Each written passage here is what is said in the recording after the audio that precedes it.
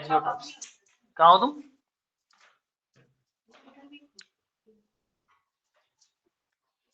आकाश paper कैसे हुआ? आज प्री बोर्ड था?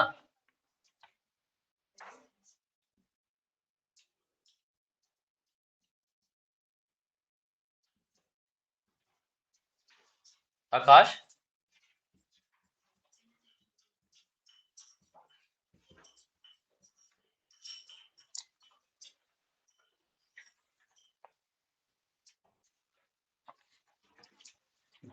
ठीक है, करते हैं कंटिन्यू।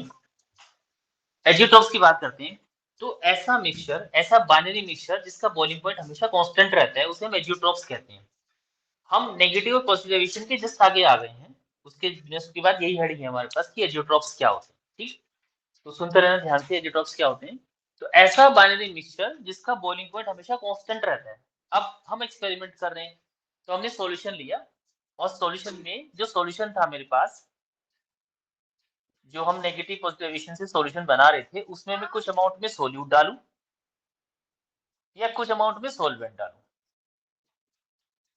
ठीक, तो उसे डालने से सॉल्यूशन के बॉइलिंग पॉइंट पे कोई फर्क नहीं पड़ेगा, कोई भी फर्क नहीं पड़ेगा। दैट मीन्स कि वो एजियोट्रॉपिक सॉल्यूशन। अच्छा, ऐसे सॉल्यूशन बनाने से हमें फायदा क्या होता है? एजियोट्रॉप्स बनाने से हमें फायदा क्या होता है? जैसे हम बात करते हैं, पहले जमाने में वो एक मूवी आया करती थी धर्मेंद्र की, जितेंद्र की भी होती थी, और वो हीरोइन को बैठा के घूमने जाया करते थे। मोस्टली जंगल का सीन होता था, और वो गाड़ी गर्म हो जाया करती थी, और वो जैसे ही पानी लेने जाता था, हीरोइन गायब। मतलब ये कॉमन सीन था पिछले पहले मूवीज में, आप देखना कभी पुरानी मूवी। तो उस समय उस टाइम की गाड़ियों में कूलेंट नहीं हुआ करता था, जो आजकल गाड़ी को ठंडा करता है। पहले जो भी गाड़ी आती थी, कितनी महंगी ले लो, उसे कुछ घंटे चलाने के बाद खड़ी करना पड़ता था। आज को तो कितने भी 1000 किलोमीटर चला लो गाड़ी, कोई फर्क ही नहीं पड़ता, क्योंकि कूलेंट होता है उसमें। ठीक है, तो उसकी वजह से गाड़ी गर्म नहीं होती। दोस्त है, उसकी वजह से गाड़ी गर्म नहीं होती है। ठीक, तो ये सेट है कि जैसे ये हमने इसमें डाला एजियोट्रॉप्स, तो एजियोट्रॉप्स एक 100, जैसे गाड़ी मेरे पास 200 केल्विन पे गर्म होती है तब चलती है, वैसे एजियोट्रॉप्स जाएगा पूरे इंजन में सर्कुलेट करके वापस उसमें जाके बैठ जाएगा। कुछ ऐसे सिस्टम बनाया होता है गाड़ी का। तो वो गाड़ी ठंडी होती है, कूलेंट ठंडा करते हैं, वो वापस से जाके उसी कंटेनर में जाके बैठ जाता है जिस कंटेनर से वो आया था। तो गाड़ी का टेम्परेचर थोड़ा सा कम होता है, तो गाड़ी को हम फिर और खींचने लगते हैं। ठीक, ये कूलेंट की कहानी थी। आजकल कूलेंट जो होता है वो ट्रैक्टर्स में भी आने लग गया है।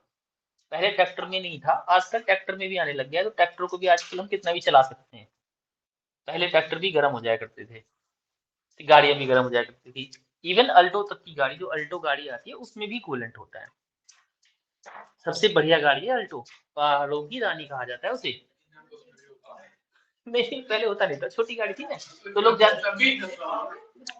मतलब छोटी के हिसाब से दूर तक नहीं ले जाते थे उसे, तो इसलिए। हाँ, तो लेकिन उसे पहाड़ों की रानी कहा जाता है। पहाड़ों पे जाओगे मोस्टली अल्टो ही मिलती है, क्योंकि छोटी सी जगह में कहीं भी आ जाती है और भाग भी लेती है, कहीं से भी निकल जाती है, इसलिए पहाड़। छोटी की वजह से, हल्की नहीं, छोटी की वजह से।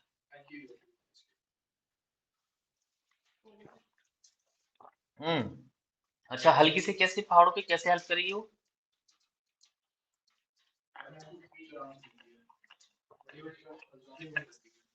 अच्छा, अच्छा चलो ठीक है, इतना तुमने ज्ञान दिया मुझे, धन्यवाद। ठीक, अच्छा ऐसा भी सीन था। हाँ, ये तो देखा है मैंने कि उसे उठा के रख सकते हैं आगे। खैर, तो इसीलिए हमने एजियोट्रॉप्स बनाए। अब एक एजियोट्रॉप्स तो ये था। दूसरा जो ये जो हमारे पास जब पहाड़ों में जब बर्फ जम जाती है, या कुछ ऐसी कंट्रीज होती है जहाँ पे बर्फ ही जमी रहती है, वहां बैठा दूं? ठीक है। तो ऐसी कंट्रीज होती है जहाँ रोड पे ही बर्फ जम जाती है, उनकी गाड़ी में भी बर्फ पड़ी रहती है, तो वहां उनका पेट्रोल तो भी नहीं जमता है। पेट्रोल में हम वो ऐसे कूलेंट डाल के रखते हैं ताकि वो ना जमे। तो अगर हम सेचो ड्रॉप्स को यूज करेंगे, तुमने देखा होगा कि कुछ लिक्विड ऐसे होते हैं जो कितने भी ठंडे उसमें रखें वो जमते नहीं है। कई सारी दवाइयां भी हमारी ऐसी होती हैं, तो उनमें वो उन्हें एजोट्रोपिक कंडीशन में लाके हमें दिया जाता है, ताकि इसे हम गर्म में रखें या ठंडे में रखें, इस पे हमारे टेम्परेचर में कोई फर्क ना पड़े। तो एजियोट्रॉप्स हम वहां यूज करते हैं, मतलब अपने लिए यूज किया गया है हमारे। तो आज वहां की कंट्रीज में जो कोल्ड कंट्रीज होती हैं उनके पेट्रोल में भी एजियोट्रॉप्स मिलाया जाता है, ठीक है, ताकि वो पेट्रोल जमे ना, तो गाड़ी को जब भी स्टार्ट करें वो स्टार्ट हो जाए। इससे पहले क्या था, वो गाड़ी को स्टार्ट छोड़ा करते थे पूरी रात, पूरे दिन स्टार्ट रहती थी उनकी गाड़ी, वो बंद नहीं किया करते थे। लेकिन एजियोट्रॉप जब से आया तब से वो बंद कर देते हैं, सुबह फिर स्टार्ट कर लेते तो इंजन स्टार्ट हो जाता है इसकी वजह से। तो एजियोट्रॉप दो तरह का होता है, एक मिनिमम बॉइलिंग एजियोट्रॉप्स, एक maximum boiling azeotropes. Minimum boiling जो कम टेम्परेचर में ही बॉइल हो जाता है। अच्छा, जो मिनिमम बॉइलिंग है वो शो करता है पॉजिटिव डेविएशन, वो पॉजिटिव डेविएशन शो करता है। जो मैक्सिमम बॉइलिंग होता है वो नेगेटिव डेविएशन शो करता है। इसकी एक कॉमन कहानी है, ये उल्टा होता है, डेविएशन उल्टा शो करेगा। मिनिमम बॉइलिंग एजियोट्रॉप्स जो होता है वो मैक्सिमम पॉजिटिव डेविएशन शो करता है। आप सोचो क्यों? मिनिमम बॉइलिंग का मतलब है जो कम टेम्परेचर में बॉइल हो जाए। अगर वो कम टेम्परेचर पे बॉइल हो जाएगा तो जल्दी वेपर्स बनाएगा, जल्दी वेपर्स बनाएगा तो डेविएशन पॉजिटिव आएगा। तो वहां सबसे अच्छा एग्जांपल पॉजिटिव डेविएशन का मेरे पास क्या था, alcohol, CH3 CH2OH, alcohol plus कुछ भी मिला दें, इसमें पानी मिला देते चलो तो डेविएशन होगा। अब अल्कोहल में यहाँ 98% लेके चलता हूँ और पानी यहाँ 2% लेके चलता हूँ। एजियोट्रॉप्स की कंडीशन फिक्स होती है कि एजियोट्रॉप्स तभी बनेगा जब हम इतनी परसेंट उसमें अल्कोहल डालेंगे, इतनी परसेंट उसमें पानी डालेंगे, मतलब एक टाइप से नीट ही पी रहे हैं। मतलब नीट में तो पानी नहीं होता है बिल्कुल भी, छींटे डाल, ये भी तो छींटे डाल रहे हैं बस, ठीक है।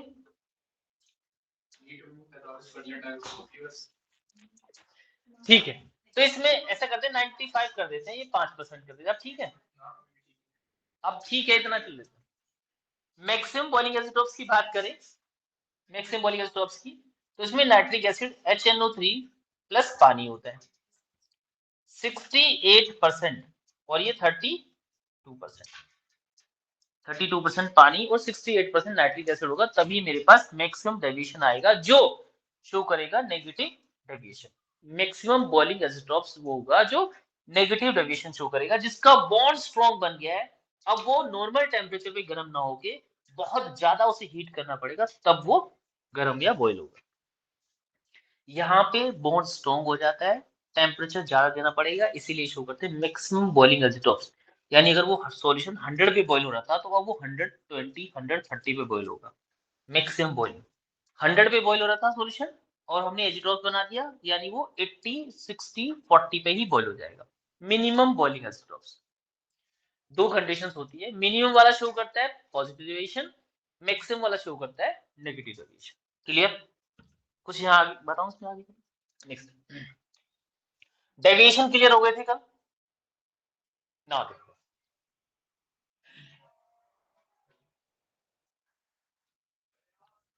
नेक्स्ट तक लिखो कॉलिगेटिव प्रॉपर्टीज। कॉलिगेटिव प्रॉपर्टीज,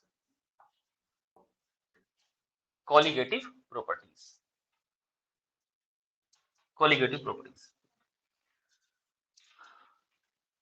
तो वो सॉल्यूशन की वो सारी प्रॉपर्टी जो नंबर ऑफ मोल्स या बोलूं mass of solute, mass of solute पे डिपेंड करती है, उसे हम कॉलिगेटिव प्रॉपर्टीज कहते हैं। ठीक, कॉलिगेटिव प्रॉपर्टीज क्या होती है, जो नंबर ऑफ मोल्स या मास ऑफ सोल्यूट पे डिपेंड करती है। अगर हमें सोल्यूट का मास पता होगा तो नंबर ऑफ मोल्स इजीली निकाल सकते हैं। तो कुछ बुक्स में जो बहुत हाई लेवल की बुक पढ़ते हैं, जैसे आप बहुत अच्छी इंग्लिश इंग्लिश पढ़ोगे तो वहां पे मोल्स भी लिखा है। अपने लो लेवल की बात पढ़ते हैं एनसीईआरटी वगैरह, तो वो मास ऑफ सोल्यूट भी लिखा है, तो दोनों लिख देता हूं मैं, तो दोनों ही ठीक है। तो जो वो प्रॉपर्टी सॉल्यूशन की जो मास ऑफ सोल्यूट पे डिपेंड करती है, उसकी नेचर पे डिपेंड नहीं करती, इज कॉल्ड कॉलिगेटिव प्रॉपर्टीज। मास लिखें वेट लिखें एक ही बात, उन्हें हम कॉलिगेटिव प्रॉपर्टीज कहते हैं, जो इनकी नेचर पे डिपेंड नहीं करती, ठीक है। तो जैसे माँ होती है, माँ को अपने बच्चों से मतलब होता है, वो बच्चा गुंडा है, बदमाश है, लुच्चा है, लफंगा है, उसको कोई मतलब नहीं होता। माँ के लिए तो बच्चा हमारा बच्चा होता है, ठीक। बाकी तो पुलिस वाले बताएंगे, अड़ोसी पड़ोसी बताएंगे तुम्हारा बच्चा कैसा है, ठीक है ना। अब कॉलिगेटिव प्रॉपर्टीज चार तरह की होती है। नंबर वन, अच्छे बच्चे भी होते हैं, अच्छा बच्चा है, बहुत अच्छा बच्चा है, मतलब पूछने लायक बच्चा है, और रेस्पेक्ट करने वाला बच्चा है, ऐसे भी बच्चे होते हैं। ठीक है, तो तुम देख लो तुम्हें कहाँ फिट करना है अपने आप। नहीं नहीं, देखो सारे बच्चे कुछ ना कुछ जुगाड़, हल्का फुल्का तो डिस्टरबेंस रहता ही है सबकी लाइफ में। बाकी मेन चीज होती है कि बच्चा हल्का सा बिगड़े, क्योंकि वो बिगड़ना भी जरूरी है। वो नहीं बिगड़ेगा तो लाइफ में लोगों को समझ ही नहीं पाएगा, वो भी जरूरी है। अगर वो इतना उसकी लाइफ में थोड़ा बहुत कुछ 19-20 कुछ नहीं होगा, तो इतना सीधा बच्चा जाएगा कहाँ आगे, कोई फायदा उठा लेगा उससे, पता लगे किसी ने मार डाला पकड़ के। हल्का फुल्का बच्चे को टेढ़ा भी होना चाहिए, हल्का फुल्का, मैं ये कहता हूँ। थोड़ा बहुत एक्सपीरियंस होल्डर 12 तक आते आते, क्योंकि आगे वो कॉलेज में जाने वाला है, हो सकता है कॉलेज में जाने के बाद उसे उससे भी भयंकर दोस्त मिल जाए, तो वहां कैसे डील करेगा। यहाँ तो माँ बाप हैं, चलो समझा देंगे, दो कान पे लगा भी देंगे। अब कॉलेज में जाएगा तो वहां तो भैया अलग ही अफरा तफरी होती है। बच्चे के पास टाइम भी बहुत होता है, और उससे फायदा उठाने वाले लोग भी बहुत ज्यादा होते हैं। बहुत ज्यादा लोग होते हैं जो फायदा उठाते हैं कॉलेज में। उनमें से 100 दोस्त मिलेंगे तो उनमें से एक दोस्त ऐसा होता है जो आपका भला भी चाहेगा, आप जैसा होगा। ऐसा नहीं सारे गुंडे गुंडे मवाली होंगे, होगा एक दो, एक अच्छा दोस्त भी मिल जाता है वहां पे, और वो हर जगह होता है। जैसे मेरे तो बहुत सारे बच्चे आईआईटी हैं, कुछ जॉब भी कर रहे हैं आजकल, वो बताते हैं कि सर बढ़िया तो माहौल है नहीं, कुछ ऐसे ऐसे होता है वहाँ पे। जॉब की कंडीशन कभी बाद में डिस्कस करेंगे, लेकिन पढ़ने वाली बात कर लेते हैं। जो आईआईटी में भी बच्चे बैठे हैं वो भी बताते हैं वहां भी एक दूसरे से जलते हैं बच्चे, जबकि सारे पढ़ने वाले, वो आईआईटी है भाई तो पढ़ने वाले होंगे ना। भाई जो आईआईटी में जाके बैठे हैं वो लफंडर तो नहीं होगा, अच्छा बच्चा होगा, लेकिन फिर भी वो एक दूसरे से थोड़ा सा करते हैं। वहां भी भीड़ लगी है, आगे टॉप कौन करे। तो एक बच्चा है, अभी वो पिछले दिनों कुछ बीमार पड़ गया था, क्योंकि पता नहीं कि एक बच्चा कहीं और से आया, उसकी रैंक के ज्यादा रही होगी, वो उसके टशन में था, और इसकी कुछ 100 में रैंक थी, वो टशन में था। आईटी रुड़की की बात बता रहा हूँ। तो वो अलग टशन में था, तो दोनों की रैंक में 200-300 का डिफरेंस था। कॉलेज एक ही मिल गया, रुड़की ब्रांच भी एक ही मिल गई, सीएस। अब वहां उनकी लड़ाई चल रही थी, लेकिन जो लोअर बच्चा था उसने इतनी मेहनत की, पढ़ते पढ़ते बीमार पड़ गया, कि अब उसने अपने सेशन जो है जी, अभी जो सेशन उनका एग्जाम अभी हुआ है, तो अभी टॉप किया उसने वहां पे, उसको भी छाड़ दिया। कह रहे सर ये मेरा उसके लिए जवाब था।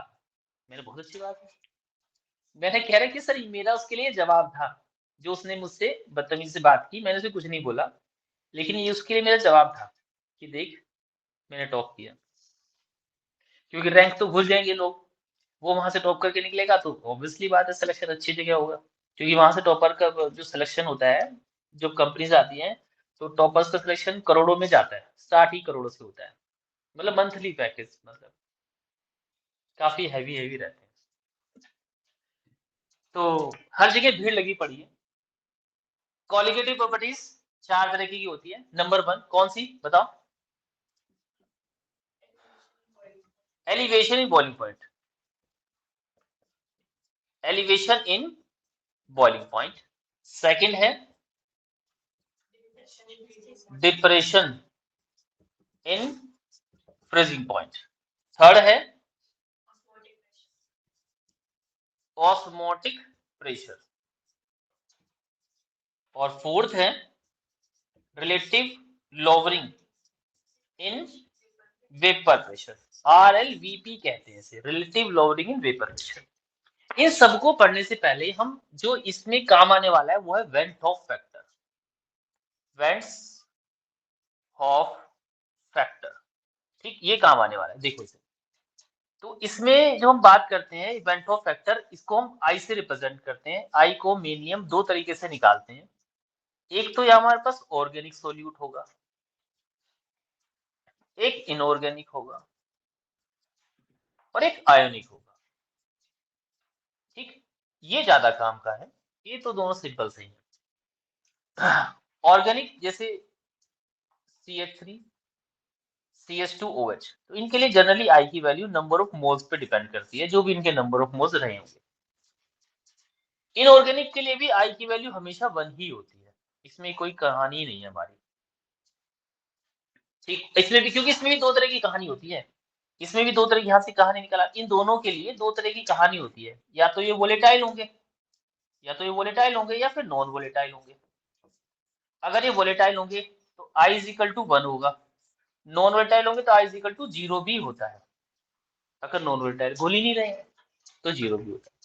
तो इनकी दो कहानी थी, एक बार वही ग्राफ देखना जो मैंने पहले करवाया था। फिलहाल यहाँ से आगे चलते हैं।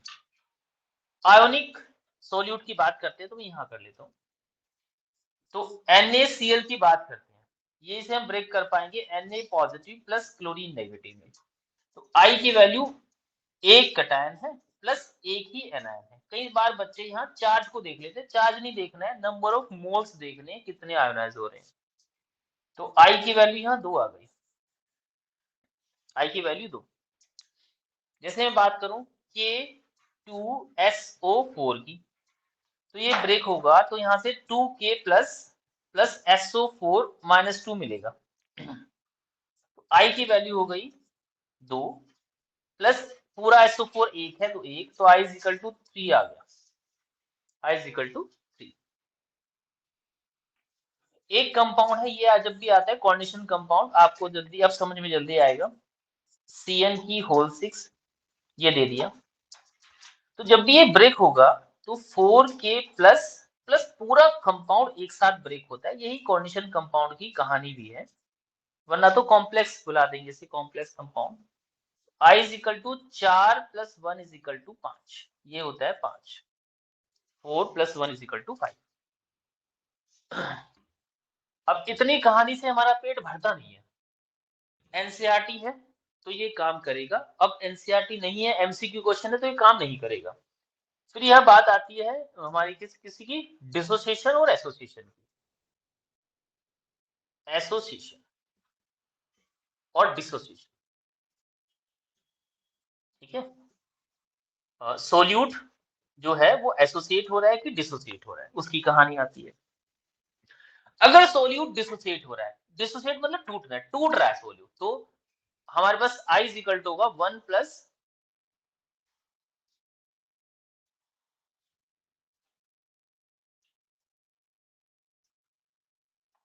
I is equal to 1 plus n minus 1 into alpha, ठीक है। यहाँ होगा I is equal to 1 plus 1 upon n minus 1 into gamma कर लेते हैं या बीटा कर लेते हैं, जो तुम्हारे बच्चे। बीटा क्या है? डिग्री ऑफ एसोसिएशन, कितने परसेंट एसोसिएट हुआ है। अल्फा क्या है? Degree of dissociation, degree of dissociation. ये कहानी या तो एमसीक्यू क्वेश्चन के लिए चलेगी या फिर आईआईटी के लिए चलेगी या नीट के लिए चलेगी, बाकी एनसीईआरटी के लिए नहीं चलेगी। एनसीईआरटी के लिए ये कहानी है, आजकल आने लग गया एमसीक्यू में, आजकल एमसीक्यू में आने लग गई चीजें, क्योंकि एमसीक्यू तो कॉपी पेस्ट ही करते हैं वो लोग। और जो आईआईटी का पेपर है, सीबीएसई का पेपर है, एनटीए बनाता है वो सीबीएसई वाले ही हैं सारे। तो पहला जो पेपर बनता है वो कई बार हो जाती है गड़बड़, एक आध क्वेश्चन आजकल वो डालने लग गए हैं। और फिर चैप्टर कम कर दिए तो कुछ तो देंगे, चैप्टर कम कर दिए तो थोड़ा चैप्टर के बीच में अंदर तक घुस जाते हैं वो लोग, तो कई बार ये चीजें आ जाती हैं। जैसे लास्ट ईयर पेपर में डिस्कशन पूछ लिया था, टीचर तक नहीं कराते हैं स्कूल में, तो पूछ लेते हैं, तो किताब में नहीं है। एनसीईआरटी के अकॉर्डिंग एनसीईआरटी आई की वैल्यू कैटायन प्लस एनायन होती है, बट आई की वैल्यू इन सब पे भी डिपेंड करती है। वो कैसे, वो देखो। अब हमसे वो बोलता है दोनों में से कोई भी एक ले लेते हैं, मैं डिसोसिएशन का केस पहले ले रहा हूँ, डिसोसिएशन। तो डिसोसिएशन के लिए अल्फा वैल्यू है, मैं कहता हूँ अल्फा जो है, जो सोल्यूट है वो 80% डिसोसिएट हो रहा है। भाई टूट ही नहीं रहा, 80% टूटा है बच्चों, तक हमने बोला है। तो 80% का मतलब हो गया 80 इंटू डिवाइड बाय 100, तो कितना बैठेगा? 0.8 बैठेगा, है ना। कितना हो गया? अल्फा की वैल्यू आ गई, इतने परसेंट डिसोसिएट हो रहा था, ये परसेंटेज खत्म कर दी हमने इसकी। और जैसे मैंने NaCl लिखा था, जो NaCl है मेरे पास वो 80% टूट रहा है भाई। तो N की वैल्यू यहाँ वो होगी, वही 1 मोल और 1 मोल 2 मोल, तो N की वैल्यू होगी इस बार 2 मोल, ये N की वैल्यू है। अब I कैसे निकालेंगे? I is equal to 1 plus N की value 2 minus 1 into alpha, alpha 0.8% ये वाली। I is equal to 1 plus 0.8 आ गए मल्टीप्लाई करके, तो I की वैल्यू कितनी आएगी? 1.8 आ गई। 2 नहीं आया पूरा, क्योंकि यहां हम बात कर रहे थे कि वो 100% टूटा है। ये जो सोल्यूट है वो 100% ब्रेकडाउन हुआ है, एनसीईआरटी ये कहती है। एनसीईआरटी ये कहती है कि वो 100% टूटा है, लेकिन आजकल जो चीजें आ रही हैं उसमें हमें 100% ना देके वो 80, 20, 60, 40 ऐसे देगा। तो जब भी परसेंटेज देगा तो अल्फा कूद आएगा वहां से कि जी मुझे भी ले चलो। और इसके क्वेश्चन है, मैंने करवाए भी हैं और अभी भी आएंगे। डिग्री ऑफ प्रिसिशन के क्वेश्चन आते हैं आजकल। तो डिसोसिएशन के केस में अल्फा 80, मैंने 80 लिया तो 80 एन, ये जो 80% है अल्फा की वैल्यू 0.8 आ गया। और मेरे पास जो एन की value 2, cation plus anion 2 N की वैल्यू है, तो फॉर्मूला ये रहा मेरे पास, रख दिया, आंसर आ गया। तो 1.8। अब जिस बच्चे ने 2 ले लिया और जिस बच्चे ने 1.8 लिया, आंसर अप्रोक्सीमेटली सेम आएगा। बट अगर एमसीक्यू क्वेश्चन है, दोनों आंसर अलग अलग लिखे होंगे, वो टिक करके चलाएगा, जो कि गलत होगा। गलत ये करके आना है वहां पे। इसके आगे भी सॉल्यूशन है, फिर वो भी गलत हो जाएगा अगर 2 ले लिया तो। ठीक है, लगेगा आंसर की थोड़ा थोड़ा मैच कर रहा है, बट गलत हो जाएगा। थोड़े थोड़े मैच में ही 4 ऑप्शन दे देते हैं आजकल, थोड़े थोड़े मैच में। ये कर दूं रफ।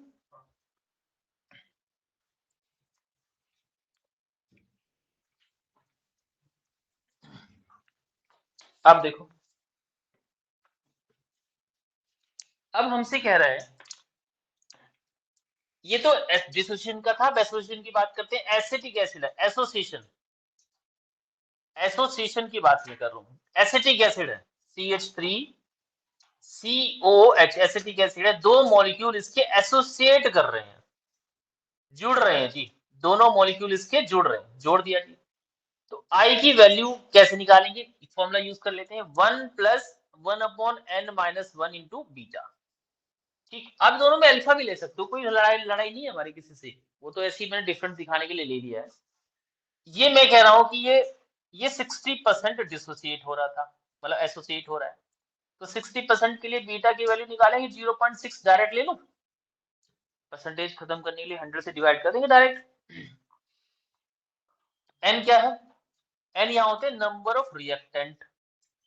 एन की वैल्यू 2, ध्यान रखना। यहाँ पे एन की वैल्यू कैटायन प्लस एनायन होती है, यहाँ पे एन की value number of reactant mole होते हैं।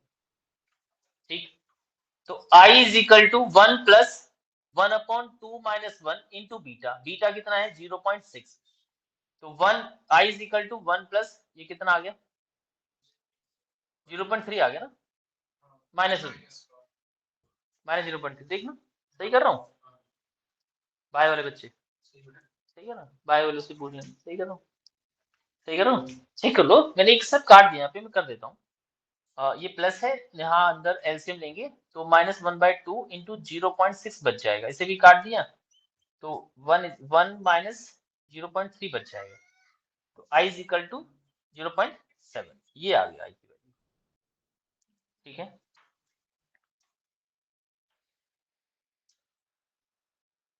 ठीक है बेटा, I की वैल्यू आ गई।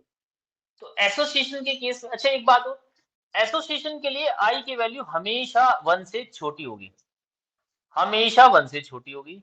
और डिसोसिएशन के लिए I की वैल्यू हमेशा 1 से बड़ी होगी। ये मैंने उल्टा था, ये हमेशा 1 से बड़ी, उल्टा लगा दिया साइन, हमेशा 1 से छोटी, ऐसे। ये ध्यान रखना, वही कहीं मेंशन कर लेना। एसोसिएशन के लिए I की वैल्यू हमेशा 1 से छोटी, डिसोसिएशन के लिए I की वैल्यू हमेशा 1 से बड़ी। ये एक एसोसिएशन डिसोसिएशन के लिए क्या क्वेश्चन निकलेंगे, वो मैंने आप समझा दिया। करें आगे।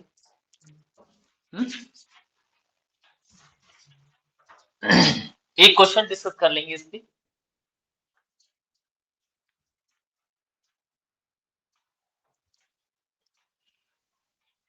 वैसे तो एलिवेशन, बॉइलिंग पॉइंट और डिप्रेशन फ्रीजिंग पॉइंट को एक साथ डिस्कस करूंगा। पहला हमारे पास है elevation, elevation in boiling point, और दूसरा है depression in freezing point, depression in freezing point.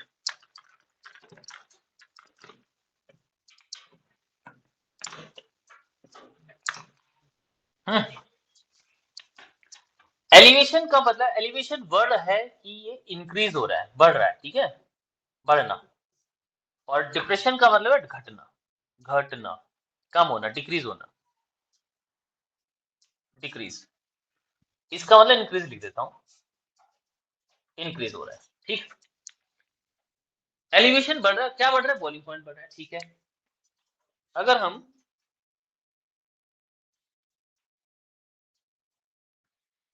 Elevation की बात करें और उसके ग्राफ की बात करें, क्योंकि ग्राफ का ही क्वेश्चन इससे आता है, वो ग्राफ ही पूछा जाता है इसमें।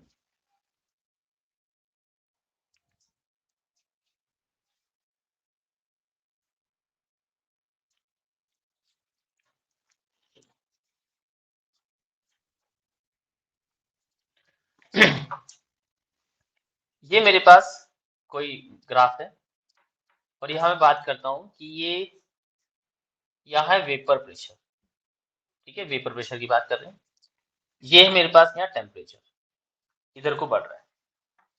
यहाँ मैं सोलवेंट की बात कर रहा हूँ, सोलवेंट, ध्यान से देखना, इसका टेम्परेचर T1 है, कोई दिक्कत, और इसका वेपर प्रेशर यहाँ लाई कर रहा है, ये इसका वेपर प्रेशर, जो भी रहा हो।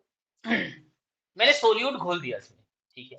सोल्यूट घोलने से, क्योंकि मैं आगे इसलिए बढ़ा रहा हूँ, ध्यान से देखना, आगे इसलिए बना रहा हूँ क्योंकि लिखा है elevation in boiling point, increase होना, तो T1 टेम्परेचर का बढ़ गया जी, ठीक है। ये किसके लिए बनाया मैंने, ये फॉर सॉल्यूशन के लिए बनाया। अब हम ये चेक नहीं करते कि सेम वेपर प्रेशर है ना, हम ये चेक करेंगे इसका कि ये सॉल्वेंट से कितना बढ़ घट रहा है।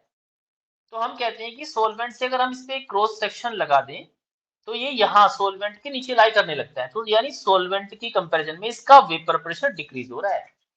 ये वेपर प्रेशर यहाँ 1 था, तो यहाँ वेपर प्रेशर मेरे पास क्या हो गया 2, डिक्रीज हो रहा है वेपर प्रेशर।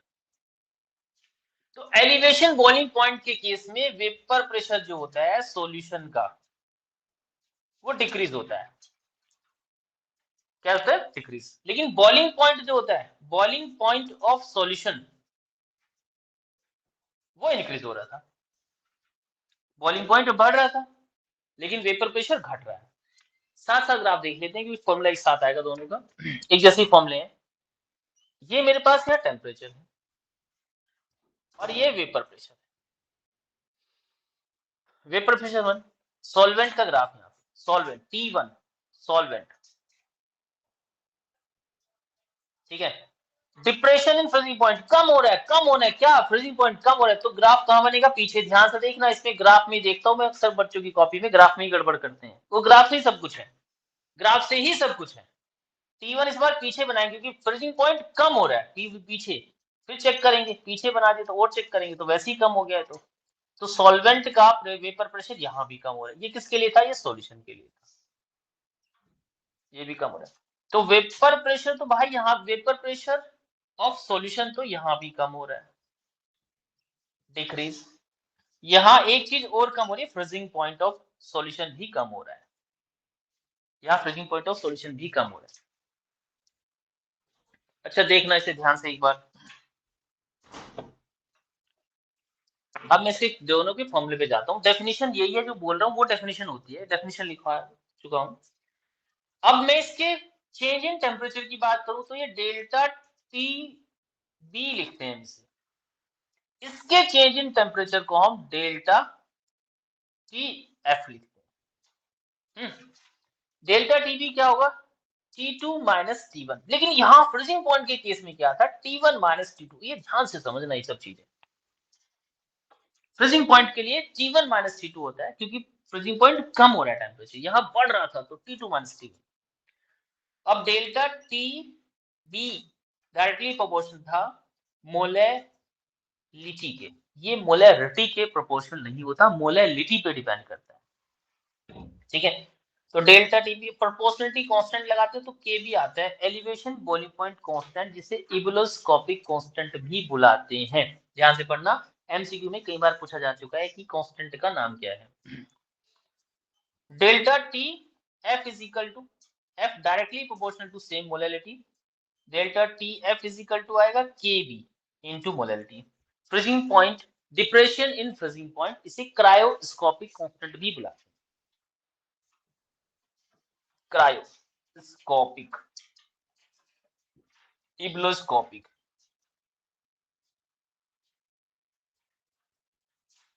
इब्लोस्कोपिक कांस्टेंट और क्रायोस्कोपिक कांस्टेंट होता है। यहाँ मोलैरिटी दोनों के फॉर्मूले को अगर मैं यहाँ ड्राइव कर लूं तो एक आता है डेल्टा टीबी, दोनों का फॉर्मूला सेम ही है, बस टेम्परेचर का फर्क है, KB into WB into 1000 upon MB into WA, ये मोलैरिटी है। यहाँ पे हम एक इसमें सिंगार लगा देते हैं, है ना, जैसे दुल्हन को सजाते हैं तो ये कहा जाता है दुल्हन लाल दुपट्टे में ही वो लाल साड़ी में ही वो लेगी फेरे, मतलब ये कंडीशन लगा रखी पंडितों ने, पता नहीं क्यों। तो हमारे पास जब भी हम इसको लगाएंगे एक आई वेंथो फैक्टर ऐड कर देंगे, क्योंकि हमें पता ही नहीं सोल्यूट क्या है। ऑर्गेनिक होगा तो 1 ले लेंगे, इनऑर्गेनिक हो तोड़ के ले लेंगे। तो डेल्टा जी, दूल्हा चाहे कैसे भी मरे वो चड्डी में बैठ सकता है, ये क्या बात होती है भाई, उसके लिए भी लगाओ पीले नीले कपड़े कुछ पहनाओ उसे, वो कैसे ही पहन लेता है ना, ये तो गलत बात है। नहीं, चड्डी भी थी, चड्डी के साथ शेरवानी भी थी, ठीक है, तो चड्डी शेरवानी दोनों थी। मैंने अपनी शादी में जो बग्गी होती है, जो बग्गी होती है, क्योंकि हमारी बारात गई थी आगरा, तो थोड़ा लेट हो गए थे, देर वेर से होगी, तो एंड एंड टाइम पे पहुंचे। वहां उनके बैंड वाले वो सीन होता है, उनका टाइमिंग होता है कि इतने घंटे ही बजाएंगे, 2 घंटे। वहां पे यही कंडीशन है कि हमारे यहाँ तो आ गया एक बार तो पूरी रात बजाएगा भाई, वहां कुछ वहां फिक्स है, पता नहीं हमारे यहाँ भी होता है, मुझे नहीं पता, ऐसे ऐसे तो उन्होंने बोला 8 से 10 ही बजाएंगे, और 8:30 तो वहीं बज गई, मैं 8:30 पहुंचा, तो बैंड वाले तो बजा रहे थे, मैं पहुंचा, दूल्हा ही नहीं है तो बग्गी कैसे चले आगे, तो मैंने बग्गी के पीछे कपड़े चेंज किए। ठीक है, तो चेंज करके वहीं बैठे, मैं ठीक है सब चलो।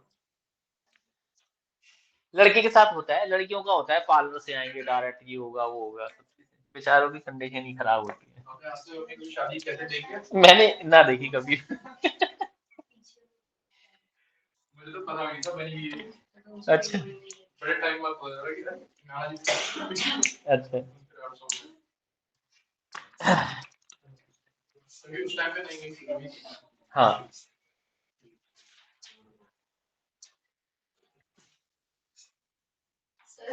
ये हाँ जरूरी होता है, अगर ऑर्गेनिक होगा तो 1 ले लेंगे, इनऑर्गेनिक होगा तो आई इसलिए मल्टीप्लाई में करवा रहा हूँ इसमें, आई तक याद तो नहीं लगाना है, बच्चा आई लिखता है तो पता ही नहीं उसे लगाना भी है। भाई ऑर्गेनिक लिखा है अल्कोहल को डिसोल्व करें तो अल्कोहल के लिए आई 1 है, NaCl को डिसोल्व करें टू 2 रखने भाई वहां, फिर इसलिए वो ये क्वेश्चन गलत होता है वहां पे, इसलिए आई लगा के चलो, मेंशन करो भाई वहां, ये एलिवेशन बॉइलिंग पॉइंट रिपोर्ट का कर दो ना फिर।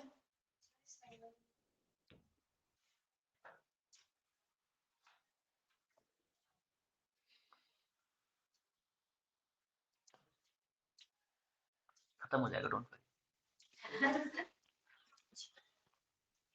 ऑस्मोटिक प्रेशर की बात करते हैं, इसके क्वेश्चंस कर लेना संडे की क्लास में, इसके क्वेश्चंस रख लेंगे, ठीक है ना, क्वेश्चन करवा दूंगा इसके, संडे को क्वेश्चन कर लेंगे ज्यादा से इसके, तो जो भी आपके डाउट होंगे थोड़ी बड़ी सी क्लास रख लेंगे, तो संडे को बड़ी सी क्लास रख के क्वेश्चन कर लेंगे, ठीक है, क्योंकि मैं अगर मंडे को और बड़ी क्लास करूंगा तो रोने लग जाते हो, क्योंकि फिर अंधेरा भी हो जाता है, समझ में आता है, कुछ बच्चे तो बहुत दूर से थे, वो एक लड़की है वो क्या नाम उसका भूल जाता हूँ,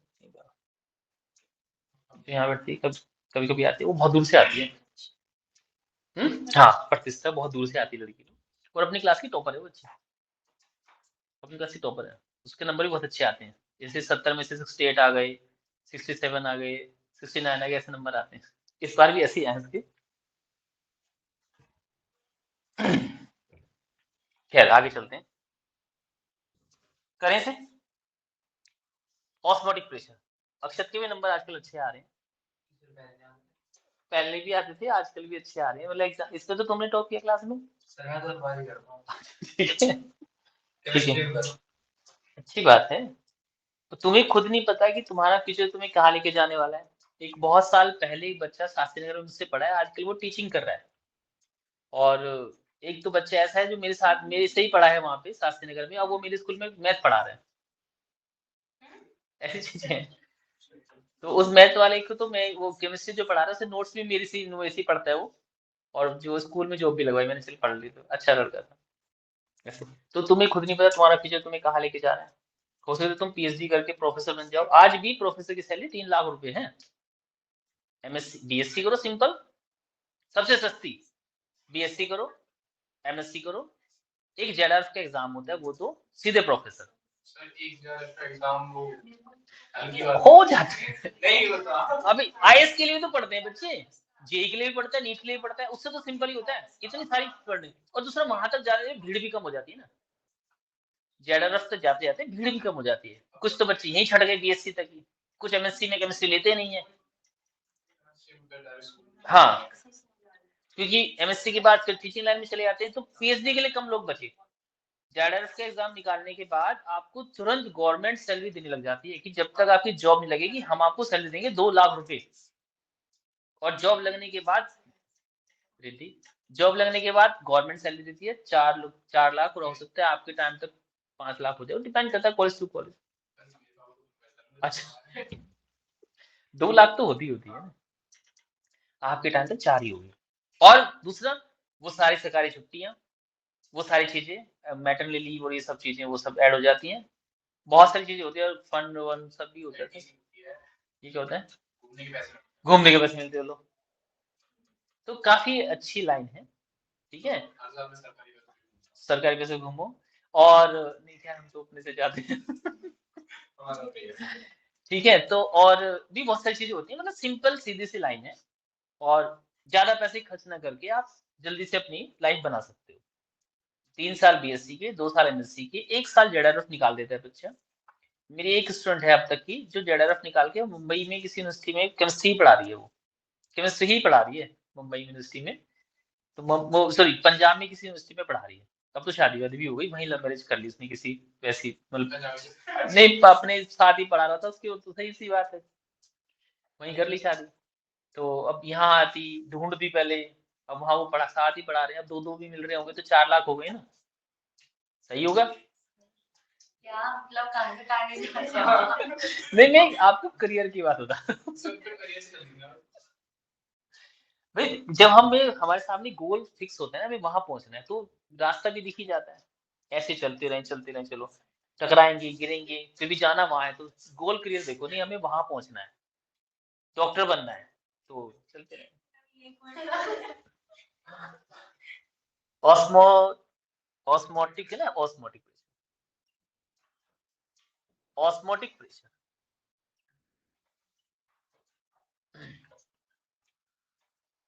ऑस्मोटिक प्रेशर सबसे पहले ऑस्मोसिस पढ़ते हैं। ऑस्मोसिस क्या होता है?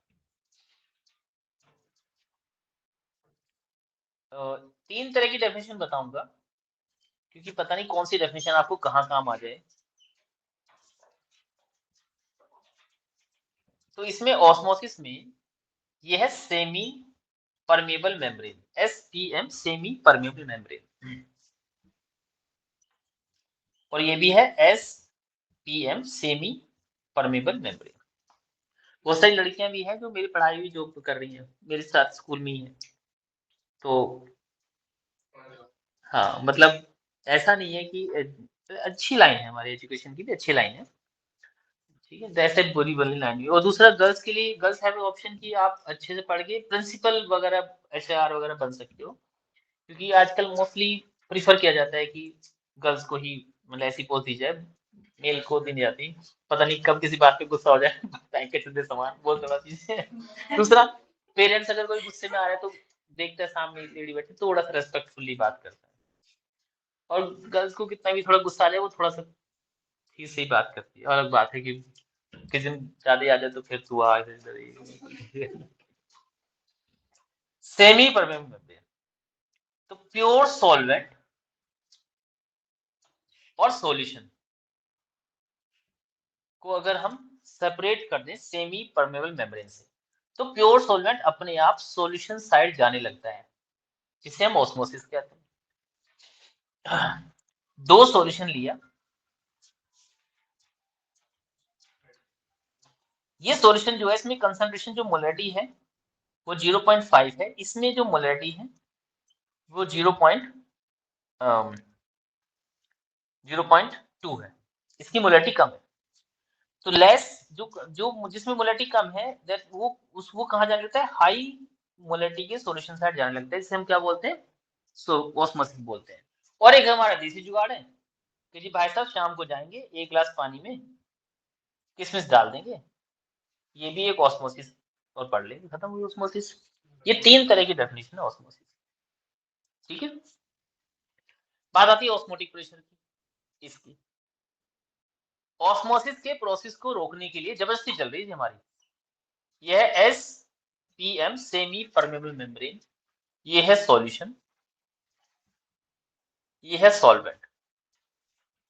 इस सॉल्यूशन जो सॉल्वेंट इधर जा रहा था हमारा, इस पे लगा के प्रेशर, अब हमने उससे प्रेशर लगा के इसे स्टॉप कर दिया, अब नहीं चाहिए जी हमें। तो वो मिनिमम प्रेशर जो हम सॉल्यूशन साइड लगा रहे हैं to stop the flow of solvent molecule toward the solution side is called osmotic pressure. वो प्रेशर जो मिनिमम प्रेशर, इसे हम P से भी पाई से भी रिप्रेजेंट करते हैं, जो हम लगाते हैं सॉल्यूशन साइड की, सॉल्वेंट जो है वो सॉल्यूशन साइड में आने से रुक जाए। तो pi is equal to CRT होता है, pi is equal to N upon VRT होता है, pi is equal to W upon MVRT होता है। ठीक, ये हमारे पास कोई भी, आप जहां भी जो भी दिया हो उसे हम डायरेक्ट यूज कर सकते हैं। अब अगर वॉल्यूम और मास की बात करें, वो डेंसिटी भी होता है, तो pi is equal to DRT upon capital है। ऐसे ये सॉल्यूशन हम कहीं भी अप्लाई कर लेंगे, जो क्वेश्चन में दिया उसके अकॉर्डिंग देख लेंगे। डी डेंसिटी है यहाँ पे,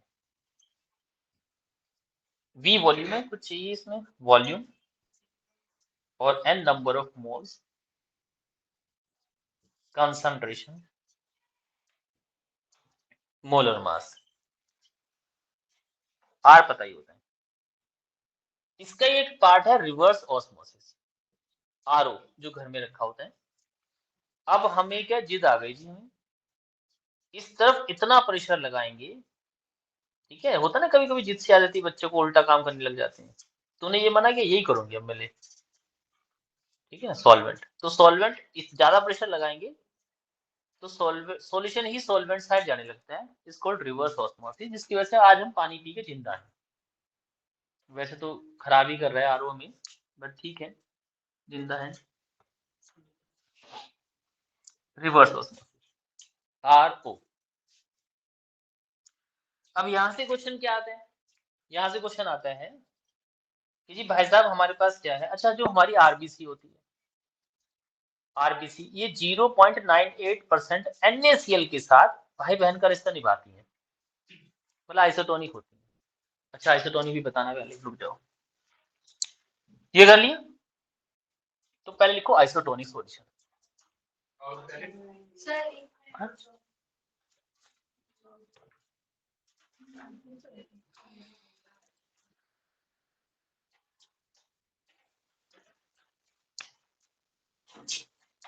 संडे को बड़ी सी क्लास रखेंगे सॉल्यूशन के क्वेश्चंस की, ठीक है, तो मुझे बता देना कि सुबह रखनी है कि शाम को रखनी है। सुबह बड़ी सी, मतलब बड़ी सी कम से कम 2 घंटे, मंडे वाले तो 1 घंटे का, मंडे रोने लगते हैं बहुत सारे बच्चे, ये भी रोने लगते थे, अरे सर घर जाने तो भूख लगी है मुझे, ये देखो सबसे रिद्धि रोती है, अरे सर छोड़ दो। हाँ एक ही बात है, अरे दोस्ती है। और देखो अक्षय तो बहुत दूर से आता है, उसके बाद भी देखो आराम से बैठा है, बहुत दूर से आता है, लेकिन दूर से बहुत आता है।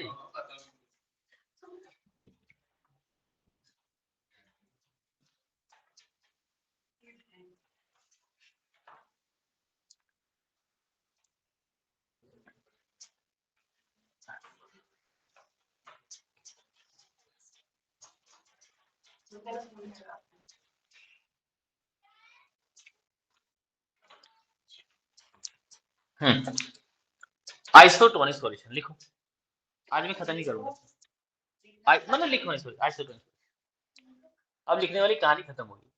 आइसोटोनिक सॉल्यूशन,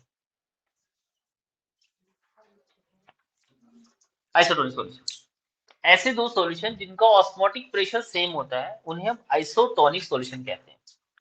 ऐसे सॉल्यूशन जिनका ऑस्मोटिक प्रेशर सेम होता है उन्हें हम आइसोटोनिक सॉल्यूशन कहते हैं। इसका एग्जांपल ये रहा, हमारी आरबीसी और 0.98% NaCl जो होता है वो भाई बहन का रिश्ता निभाते हैं, जिन दोनों का ऑस्मोटिक प्रेशर सेम होता है, दोनों आइसोटोनिक होते हैं।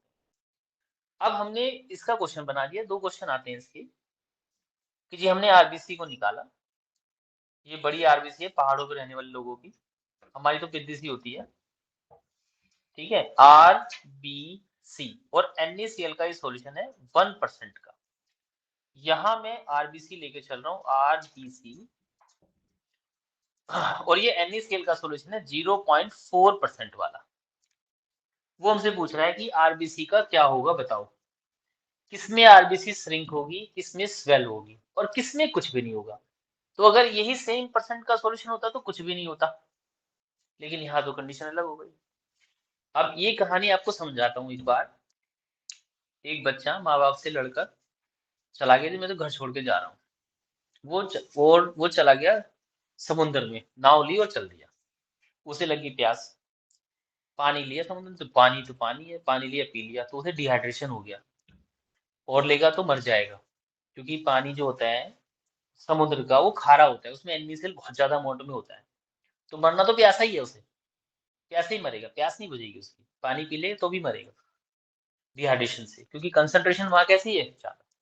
तो यहाँ आरबीसी जहाँ कंसंट्रेशन ज्यादा होती है वहां आरबीसी क्या हो जाती है, श्रिंक हो जाती है, और जहाँ कम होती है वहां धर्मेंद्र से जितेंद्र से धर्मेंद्र बन जाती है और फूल जाती है, ठीक है। तो जब लो कंसंट्रेट सॉल्यूशन में डालेंगे तो स्वेल हो जाएगी, और कम कंसंट्रेट सॉल्यूशन डालेंगे तो श्रिंक हो जाएगी, मतलब हाईली कंसंट्रेट सॉल्यूशन डालेंगे तो। इससे ज्यादा कंसंट्रेट, इससे ज्यादा होना चाहिए, इससे ज्यादा है NaCl, 1% डाला है तो श्रिंक हो जाएगी, कम डालेंगे तो स्वेल हो जाएगी। दोनों क्वेश्चन आते हैं, दोनों इंपॉर्टेंट है। रफ कर दो इसे, बनाना आता है बना लो, तो तुम बना लिया करो, इन लोगों ने बनाए हुए सब। मैं सारे इंपॉर्टेंट क्वेश्चन साथ साथ डिस्कस कर रहा हूँ, मैं न्यूमेरिकल एक पार्ट रह जाएगा। जो लास्ट टॉपिक है हमारा रिलेटिव लोअरिंग वेपर प्रेशर, बस 2 मिनट में खत्म कर रहा हूँ। ये हमारा सॉल्वेंट है और ये सॉल्यूशन है, ओ सॉरी सॉल्यूट है, और ये मेरे पास सॉल्यूशन हो रहा है, खत्म कर। जो सोल्यूट है वो नॉन वोलेटाइल है, बड़ा जिद्दी है, घुलेगा ही नहीं, जब नहीं घुलेगा तो इसका वेपर प्रेशर भी कुछ नहीं होगा, तो वो जीरो। ये घुलेगा तो ये कुछ ना कुछ वेपर प्रेशर इसका होगा, तो यहाँ जो पी टोटल होगा वो पीए प्लस पीबी पे डिपेंड करता है। ये हमें राउल्ट ने सिखा दिया था और डाल्टन ने बता दिया था, समझा दिया। तो P total is equal to यहाँ पीए प्लस पीबी पे डिपेंड करना चाहिए था, बट सोल्यूट मेरे पास क्या है, नॉन वोलेटाइल, तो P total is equal to हुआ सिर्फ पीए पे डिपेंड करेगा, ठीक है। पीए की वैल्यू हमने निकाली थी राउल्ट लॉ में, तो पीए इज इक्वल टू क्या था, पीए नॉट एक्स से था, बोलो हाँ सर, रख देते हैं value, P total is equal to था पीए नॉट एक्स से, यहां हम इसे रिप्लेस कर सकते हैं, तो पीए इज इक्वल टू आया पीए नॉट एक्स से खोल देंगे 1 माइनस एक्स बी हो जाएगा, ठीक है। तो P A is equal to PA naught minus PA naught X B हो गया, तो P A minus P A नहीं, इससे दरिया से ले आते, P A naught minus P A upon P A naught is equal to X B, ये है रिलेटिव लोअरिंग वेपर प्रेशर, ठीक है।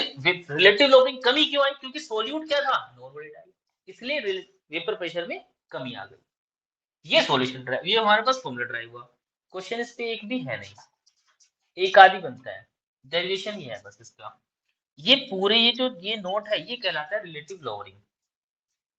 जो पी ए नोट है इसमें वो है pure vapour pressure of solvent,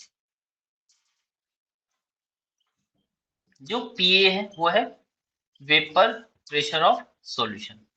यहाँ कंफ्यूज होता है बच्चा पीए में। पीए क्या है? वो सॉल्यूशन का वेपर प्रेशर है। अब इसे मैं अगर आगे बढ़ा दूं थोड़ा सा, PA plus PA upon PA naught में कर दूं इज इक्वल टू एक्स से, एक्स को खोल दूं N B upon N A plus N B. ठीक है, यहाँ पे एन बी मैं बोलूं कि एन ए जो है वो बहुत बड़े नंबर ऑफ मोल से आ रहा है, तो एन बी को नेगलेक्ट कर सकते हैं हम यहाँ पे। इसीलिए जब भी ये क्वेश्चन आता है इसका आंसर कभी हमारा एनसीईआरटी से मैच नहीं करेगा, क्योंकि हम कई सारी चीजें छोड़ के चल रहे हैं इसमें। N B upon N A, लो जी यहाँ पे हमारा ये सॉल्यूशन। ठीक है, और भी आगे बढ़ा सकते हैं इसे, तो मैं यहाँ से लिख सकता हूँ W B upon M B into M A और डब्ल्यू, ये भी लिख सकते हैं इसकी जगह पे। ठीक है, तो ये था हमारे पास relative lowering in vapour pressure. ये हुआ सॉल्यूशन चैप्टर खत्म। थ्योरी आज ध्यान से पढ़ लेना, क्वेश्चन भी कर लेना जितने हो सकते हैं। शीट मैंने भेजी हुई है बोर्ड की, वही शीट कराऊंगा, वही खोलूंगा यहाँ पे, और जब तक सारे क्वेश्चन नहीं हो जाएंगे तब तक हम कर लेंगे। ठीक है, मॉर्निंग क्लास होगी 2 घंटे की, संडे की 2 घंटे की क्लास है जिसमें हम सॉल्यूशन वो करेंगे क्वेश्चन। ठीक है, तो उस हिसाब से प्रिपेयर होके आना, और मेरी तरफ से समोसे आपके। ठीक है ना, अब 2 घंटे की क्लास होगी तो समोसे खिलाऊंगा ना। ठीक है,